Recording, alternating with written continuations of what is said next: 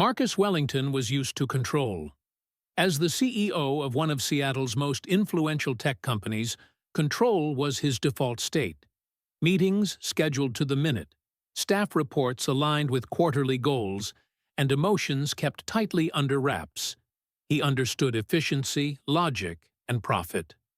What he didn't understand was why he kept thinking about the woman who cleaned his house every Tuesday and Friday. Sophia Morales wasn't supposed to matter. She was quiet, polite, and efficient. She wore second-hand jeans, walked to work, and left without a word. But Marcus noticed things, like how she sometimes lingered near the bookshelf with the books on architecture, or how she hummed old Spanish lullabies when she thought no one was listening. And once, when she didn't realize he'd come home early, he caught her standing in front of the window, gazing out at the city like it belonged to someone else. Someone with dreams. That's when it started. The curiosity, the questions. Who was Sophia Morales?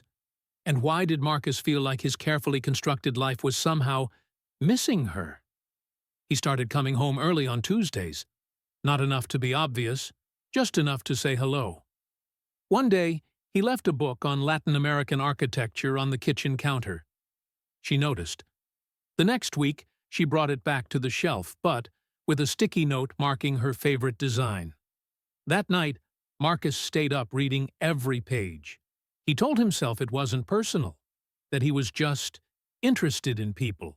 That's what good leaders did.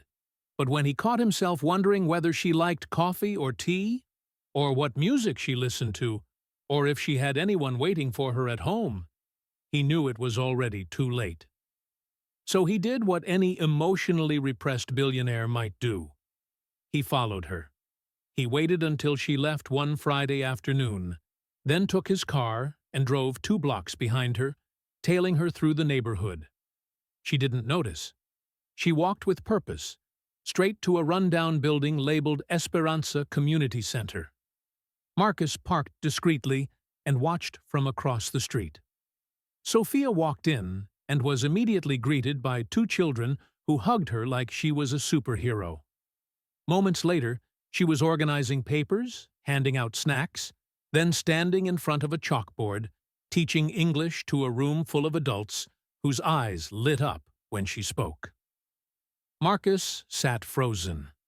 Sophia Morales, the quiet housekeeper, was also a teacher, a community leader, a woman shaping lives in ways he couldn't begin to understand.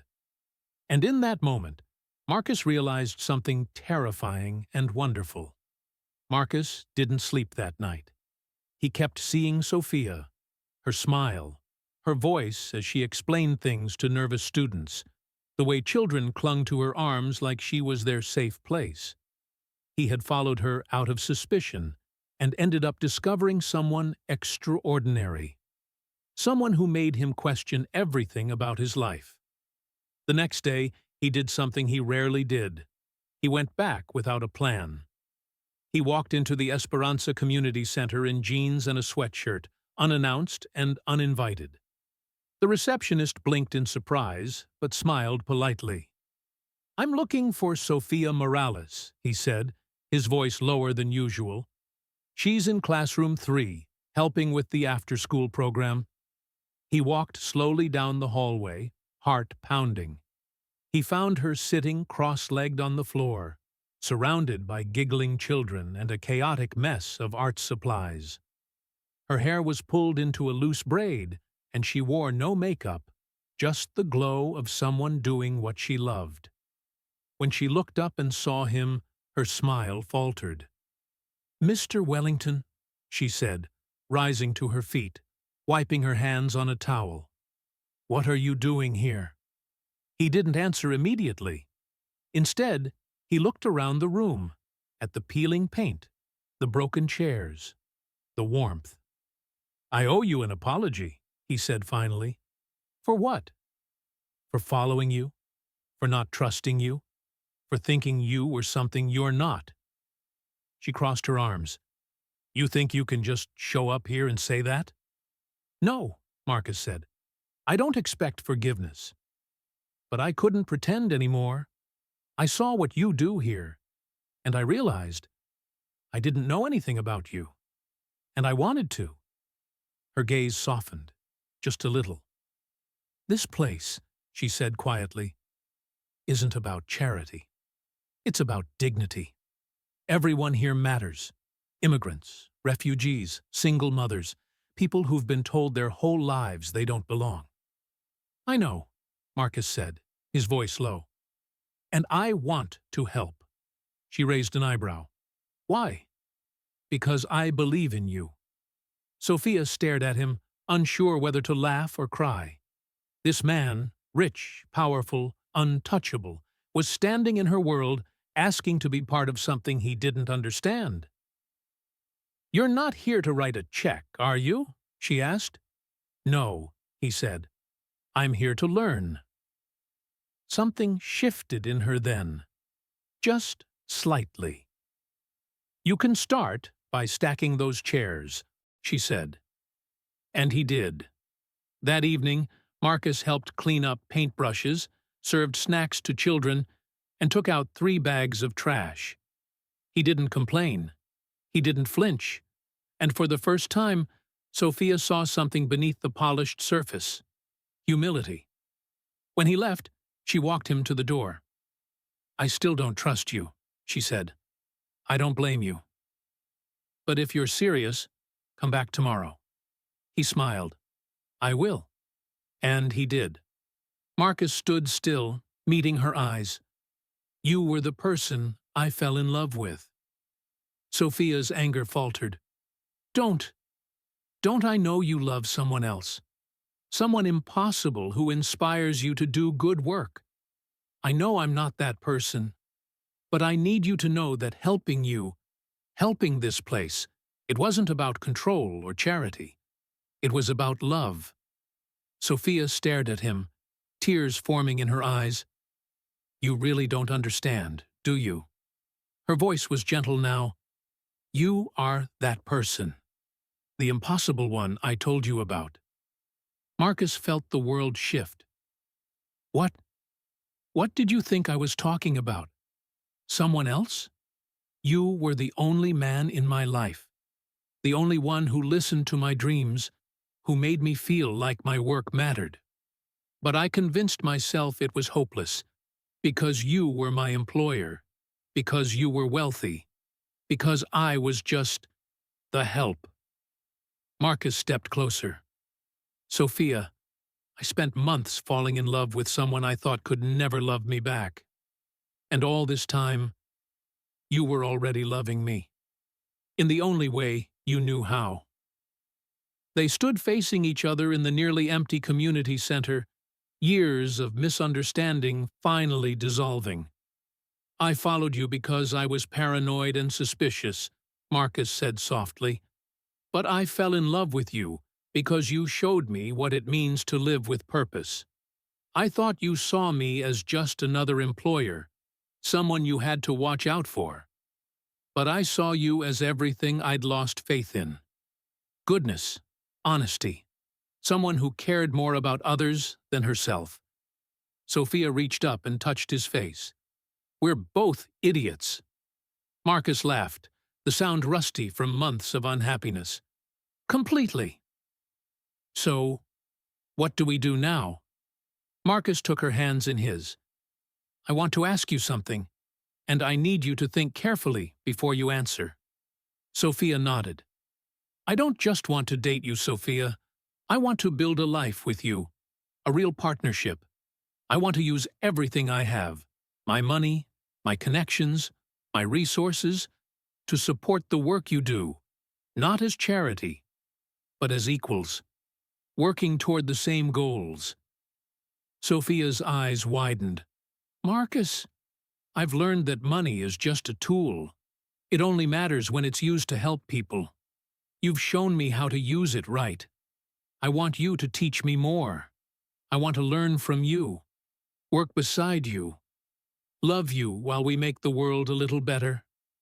Sophia smiled through her tears. You want to be my partner in crime? fighting poverty and injustice?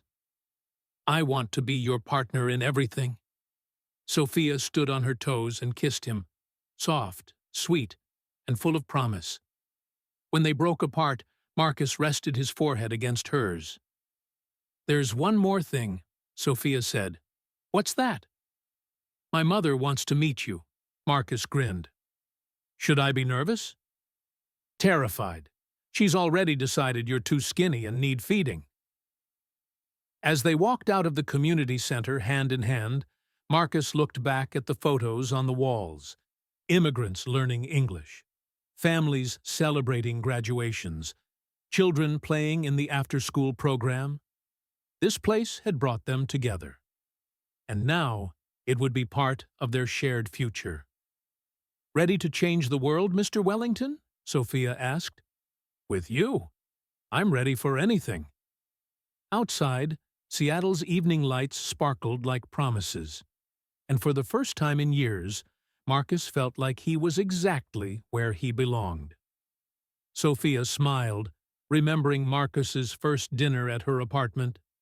He'd arrived with flowers and nervous energy, only to be seated at her tiny kitchen table and subjected to 2 full hours of gentle interrogation, in rapid-fire Spanish.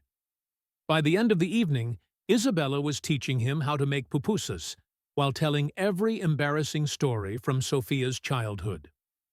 The wedding march began, and Sophia walked slowly down the makeshift aisle, set between rows of folding chairs filled with a beautiful, unusual mix of guests.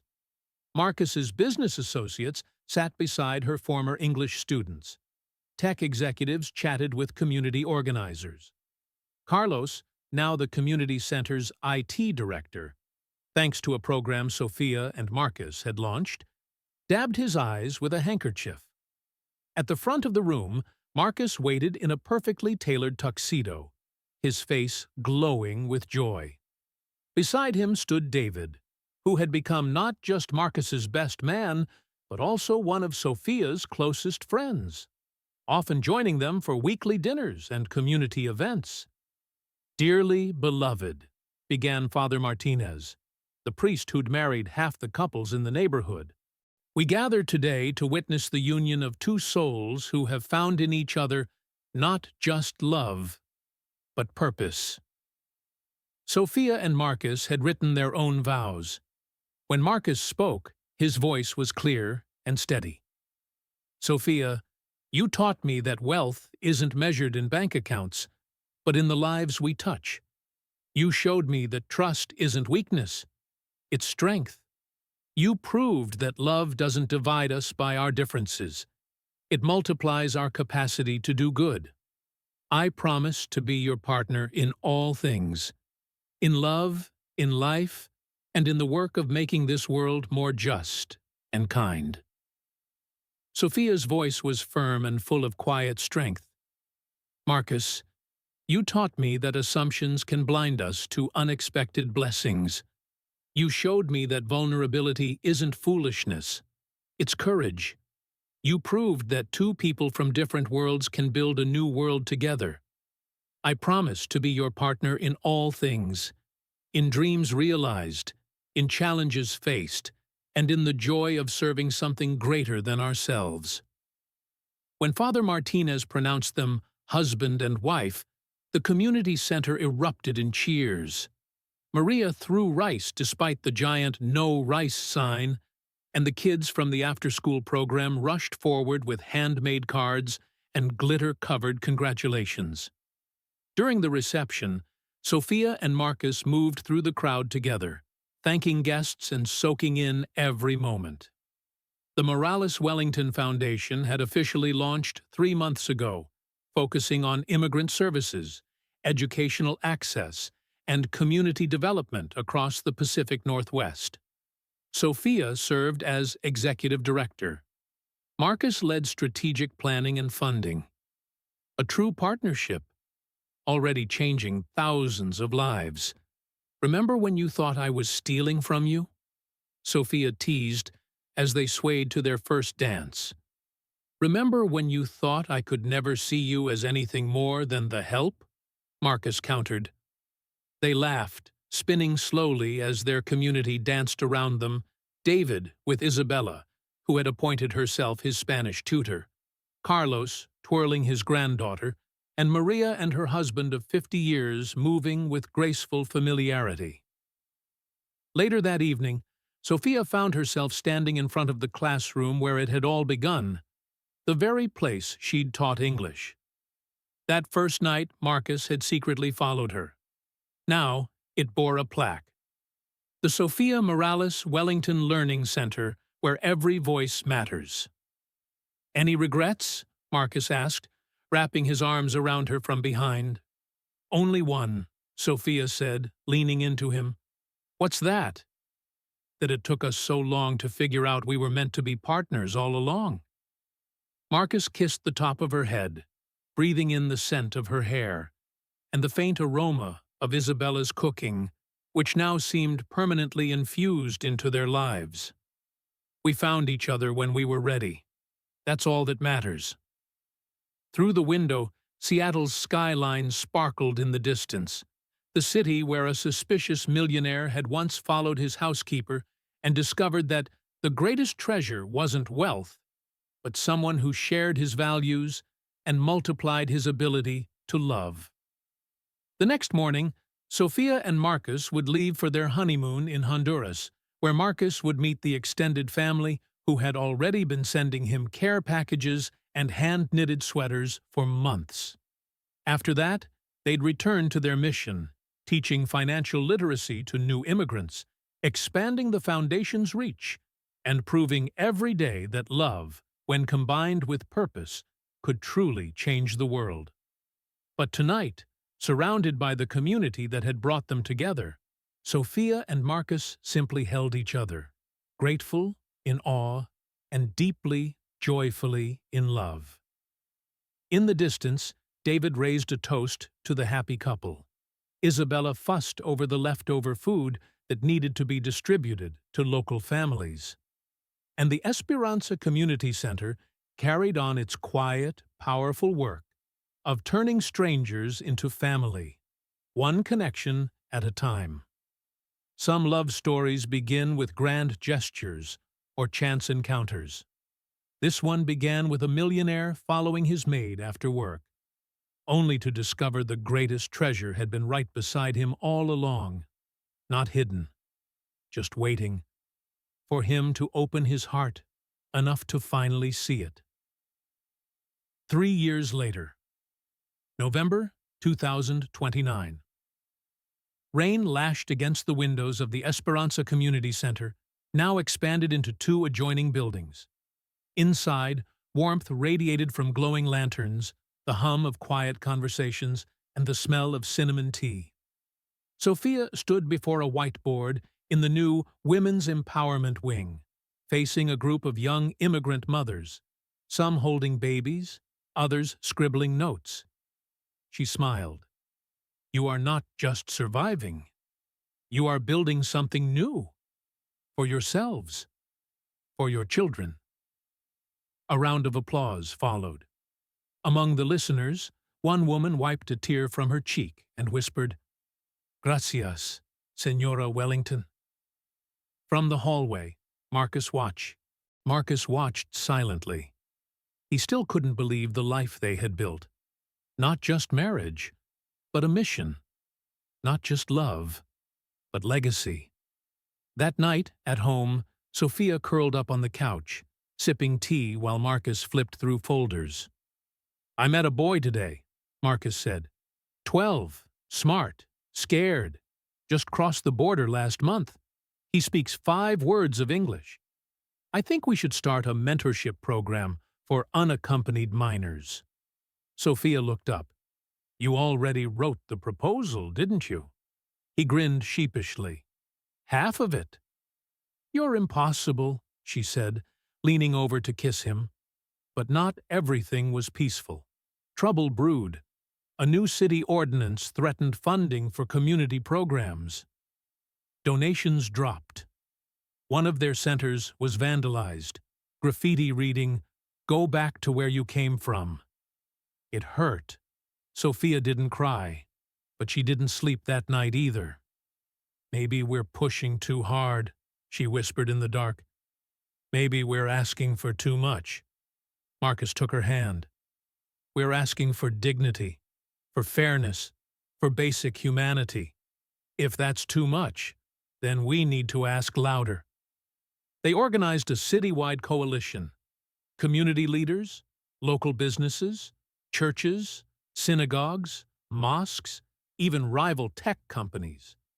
And when they stood before the city council, Sophia in a simple blue dress, Marcus beside her holding a stack of testimonials, there was no fear. There was purpose. "There is no us and them," Sophia said to a packed chamber. "There is only we." They won. The ordinance was withdrawn. Funding restored. Their work continued. Spring 2030. At the Esperanza Gala, Maria, now college-bound thanks to the center's scholarship program, introduced the keynote speaker. Please welcome Executive Director of the Morales Wellington Foundation and the woman who taught me to fight with kindness, Sophia Morales Wellington. As applause thundered, Marcus stood beside Isabella, who had tears in her eyes again.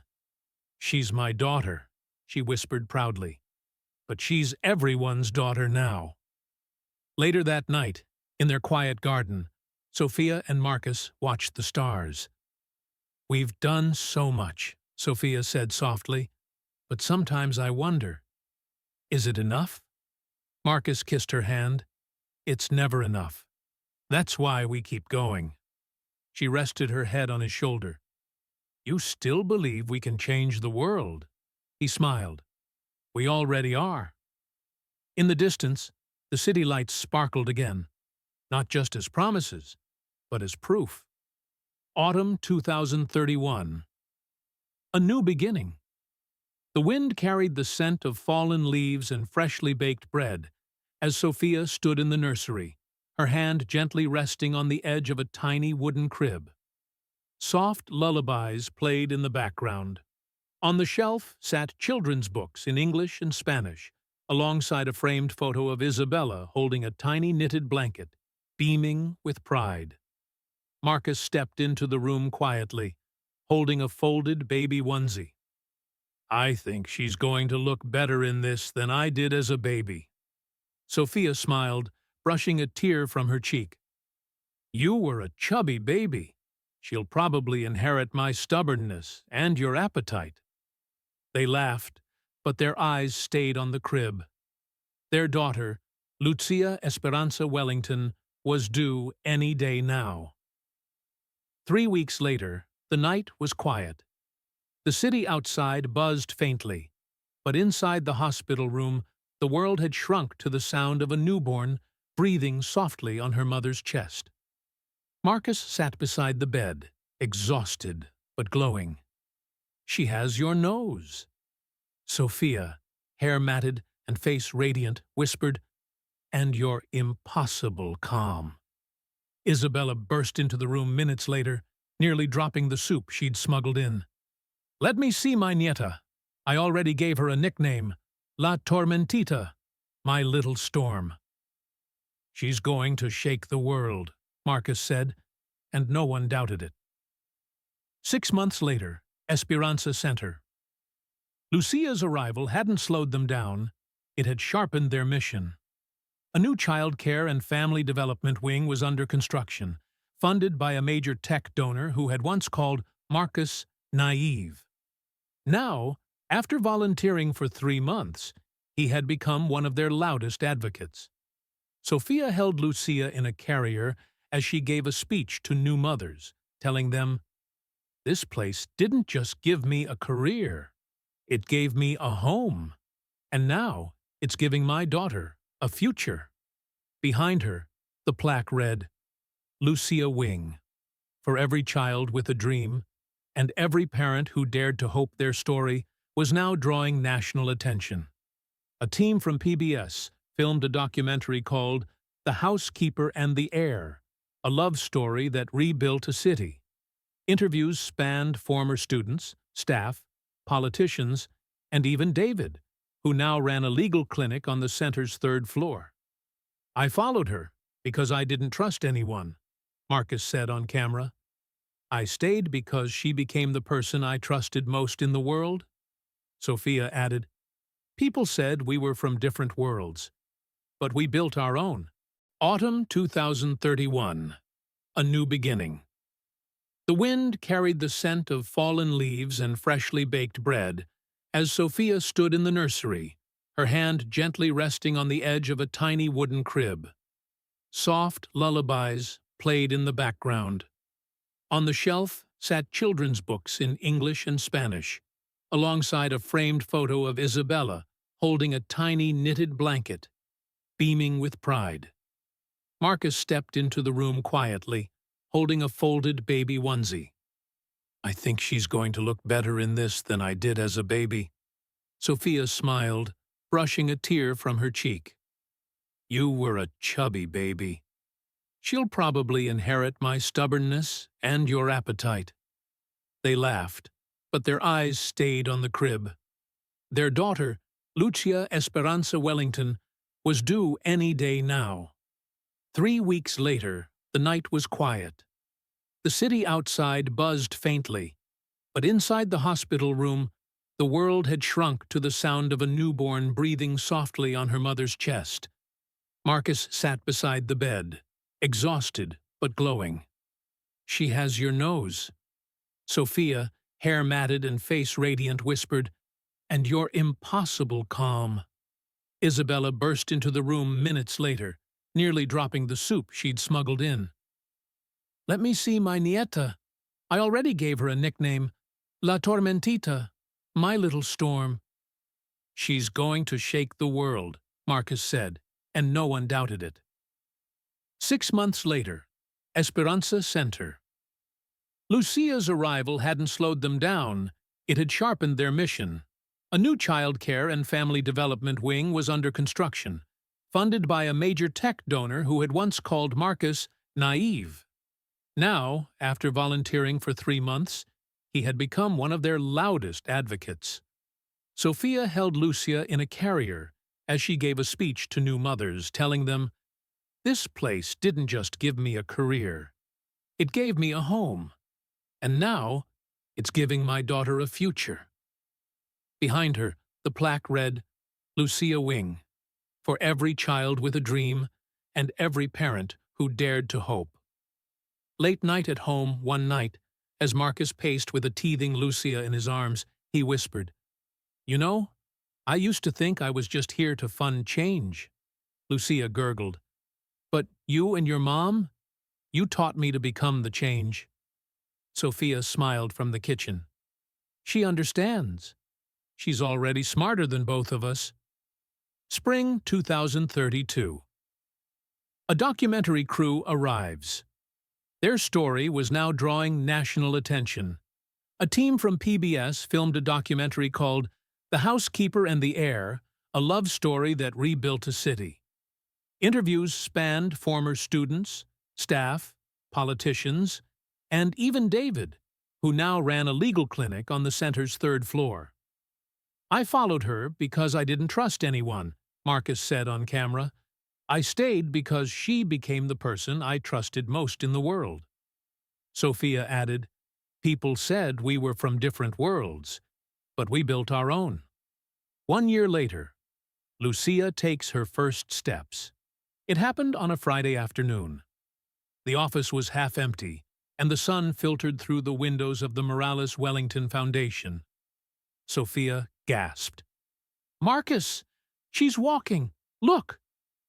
Lucia stumbled forward, arms outstretched, toward a mural painted on the wall. A mural of the community center surrounded by families, books, gardens, and a golden quote, "Change doesn't come from power. It comes from people who believe in each other." And so they kept going, changing one life at a time, raising a daughter in a world they helped remake, teaching her that love is not weakness, that hope is not foolish, and that kindness, backed by action, is the most radical revolution of all. In the end, it wasn't just a love story. It was a movement. Spring 2048. 17 years later. The morning sunlight spilled through the windows of a small classroom in Tegucigalpa, Honduras, where a young woman stood at the front, speaking with clarity and compassion. "Education isn't a privilege," she said in fluent Spanish. "It's a tool. And when you hold it, you can build anything. A life, a future, a whole nation." A hand rose among the students. "Are you really the daughter of Marcus Wellington and Sophia Morales?" Lucia smiled.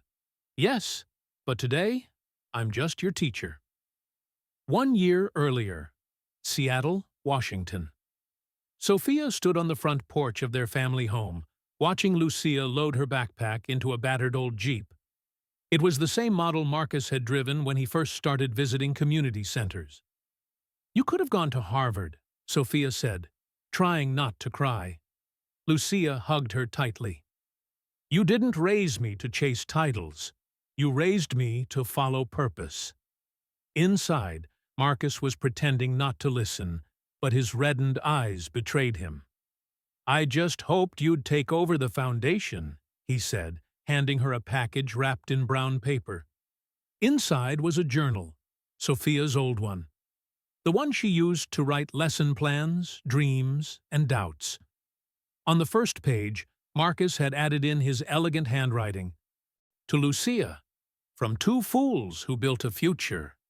Now it's yours." Tegucigalpa, present day.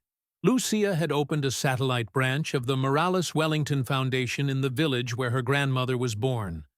The building wasn't fancy, painted walls, mismatched desks, and a leaky roof. But it pulsed with energy. She taught girls coding on donated laptops. She trained single mothers in small business skills. She launched a mobile library that traveled to rural schools in a repurposed food truck. The foundation's motto had evolved under her leadership: "Hope is inherited. Action is chosen." Seattle.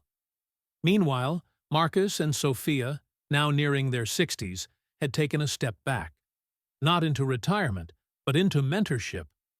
David had become the foundation's new legal director, and Carlos now oversaw regional programs from a sleek office that still had his granddaughter's glitter drawings on the wall. They video-called Lucia every Sunday. "She's fiercer than either of us," Sophia would say.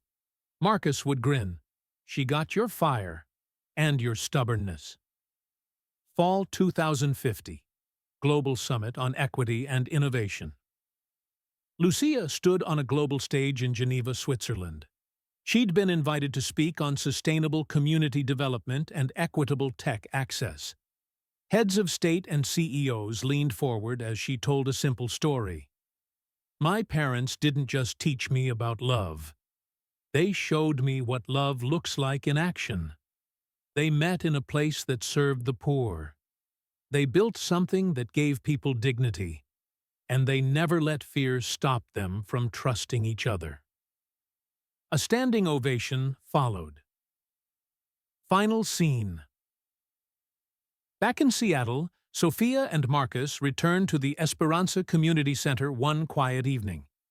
The walls now included a Lucia Morales Wellington Youth Leadership Program, training the next generation. They walked through the familiar halls, the same place where trust had once been tentative, where a suspicious employer had followed a tired housekeeper and found a future. "Any regrets?" Marcus asked, echoing their old conversation. Sophia shook her head, leaning against his shoulder. "Only that we didn't dream even bigger." Epilogue. The future is inherited. Lucia wasn't done. She was already building partnerships in Kenya, Brazil, and Bangladesh. She didn't want to lead alone. She wanted to build leaders. Because some legacies are written in books, others in buildings. But the most powerful ones are written in people. One life, one act of love, one courageous step at a time. Part 8. The Storm and the Seed. Year 2052. 2 years after the global summit. The winds were unrelenting. In southern Bangladesh, where the Morales Wellington Foundation had just opened a new youth center, Cyclone Sahana struck with unprecedented force. Roofs torn, streets flooded, communications down, but in a crowded school gym turned shelter, Lucia Morales Wellington stood on a table, sleeves rolled up, organizing aid. "We don't wait for governments to save us," she called out in Bengali, learned through long nights and patient tutors. "We help each other now, together." Volunteers, teenagers, elders, teachers moved at her direction. Behind her, the center's sign was still visible in the stormlight. "Where crisis meets courage, community is born." Seattle, 8,000 miles away, Marcus and Sophia sat in a room surrounded by screens. Updates came in from satellite phones and field partners. "She stayed," Marcus murmured, both proud and terrified. Sophia didn't flinch. "Of course she did." David paced the room, visibly shaken. "She's your daughter, but she's also a force of nature." 3 days later, a voice heard. Lucia finally checked in. Wearing rain-streaked clothes and a tired smile, she appeared on the screen of their family tablet. "Sorry," she said, her voice hoarse. "We saved 312 families. No fatalities. The center lost its roof, but the spirit held." Sophia wiped tears. "Are you safe now?" "I'm safe," Lucia said, "but I'm not done. This storm isn't just weather. It's poverty, infrastructure, inequality, and that means we rebuild, stronger." Marcus looked at his daughter with awe. "You always knew who you were meant to be, didn't you?" Lucia smiled. "I had good teachers." 1 month later, a wedding in Bangladesh. It wasn't planned, but life rarely followed schedules for the Morales Wellingtons.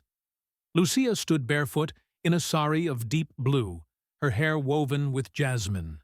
She held hands with Anwar Hossain, a Bangladeshi architect and climate activist she had met 2 years earlier during the planning of the youth center.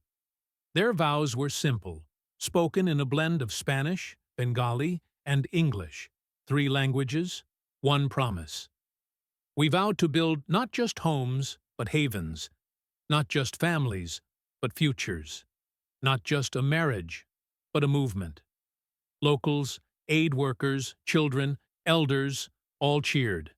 It wasn't a lavish wedding, but it was full of purpose, surrounded by the very people whose lives they hoped to up. Back in Seattle, Sophia and Marcus hosted a small celebration with their original team: David, Carlos, Maria, and even Isabella, now 89 and still sharp as ever. "I told you," Isabella said, sipping tea. "That girl would change the world." "She already is," Sophia whispered. A letter arrived 2 days later from Lucia and Anwar, written in Lucia's precise handwriting. "We've decided to name the new center in Khulna after you both, the Marcus and Sophia Wellington School of Resilience. Not because you had power, but because you used it to empower others.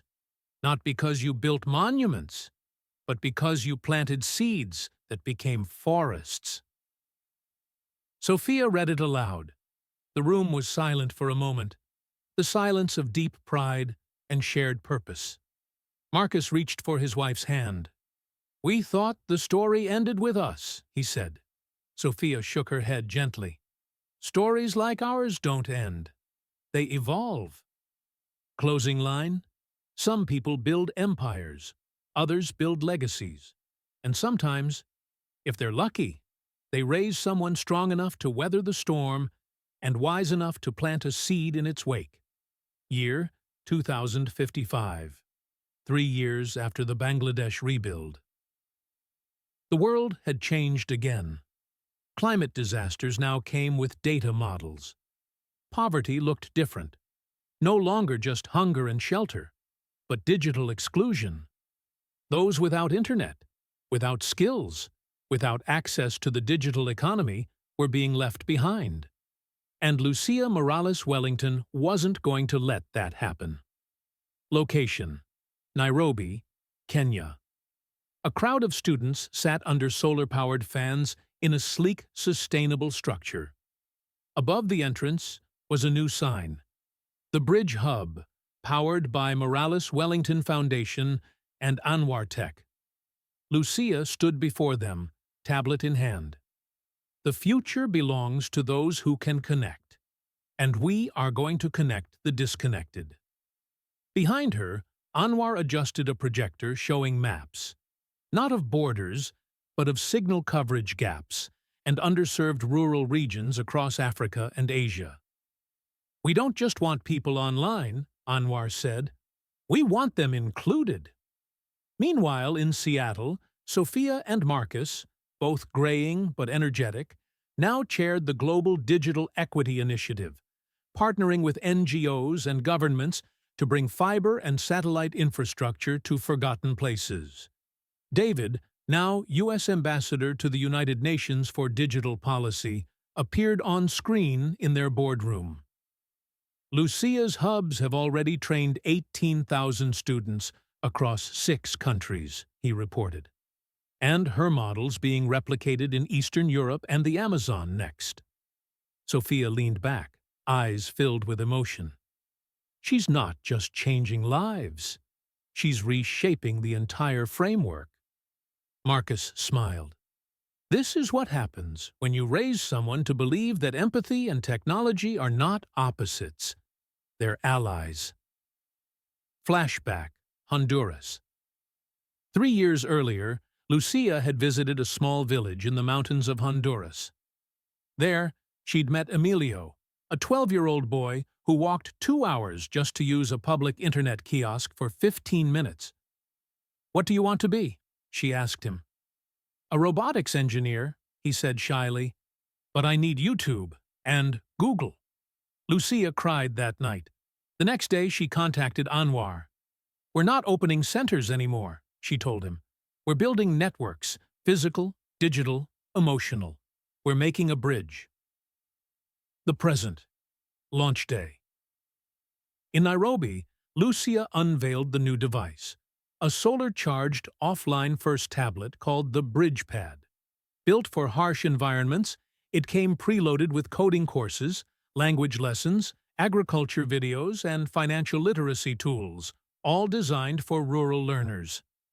"Every child deserves a window to the world," she told the press. "This isn't charity. This is justice." Final scene. A letter. Sophia received a package one evening, a bridge pad engraved with, "To the first bridge builders. You believed in people before the world did. You taught us that trust can scale. You planted seeds. Now, forests of innovation are blooming." Signed, Lucia and Anwar Morales Wellington, builders of bridges, not walls. Closing line. Some love stories change hearts. Some partnerships change neighborhoods. But every once in a while, 2 people fall in love, and their legacy rewires the future. Year 2070, Sophia's 80th birthday. The Esperanza Community Center looked almost the same, yet entirely transformed. Where once plastic chairs and handwritten signs stood, now holographic displays narrated the center's legacy. Children still ran through the hallways, now holding tablets instead of crayons. But laughter was the same. Hope was the same. And at the center of it all sat Doña Sophia Morales Wellington, regal in a deep blue shawl, a faint sparkle in her still bright eyes. "You sure you're ready for this?" Marcus asked, placing a gentle hand on her shoulder. "I was born ready," she smiled. "But today, I'm just grateful." Guests filled the courtyard. Former students, world leaders, local vendors, tech innovators, janitors, Nobel Prize winners, undocumented workers who had become professors.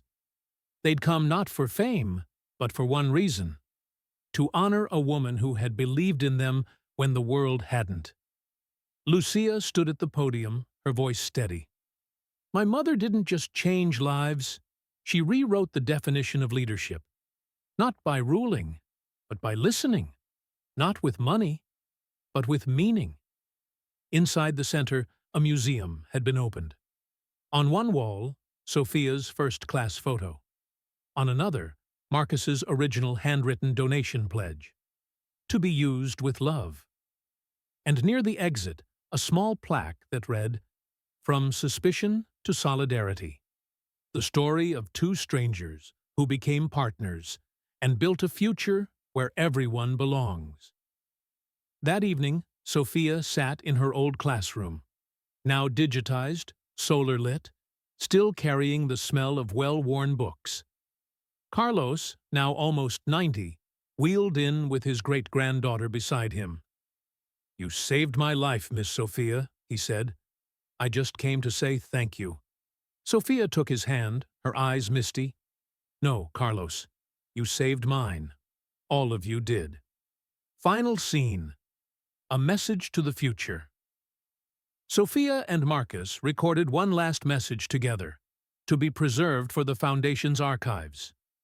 If you're hearing this, Sophia began, you are the future we dreamed of. Don't wait for permission to care. Don't let fear silence your courage. And remember, changing the world doesn't start with power. It starts with proximity. With love, Marcus added, we weren't special. Just stubborn enough to believe that kindness was still revolutionary. The last line. And as the sun set over Seattle, the city where it all began, Sophia and Marcus sat hand in hand, watching children run through a place they'd once saved.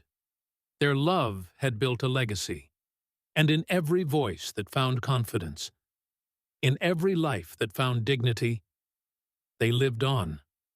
Because some stories don't end.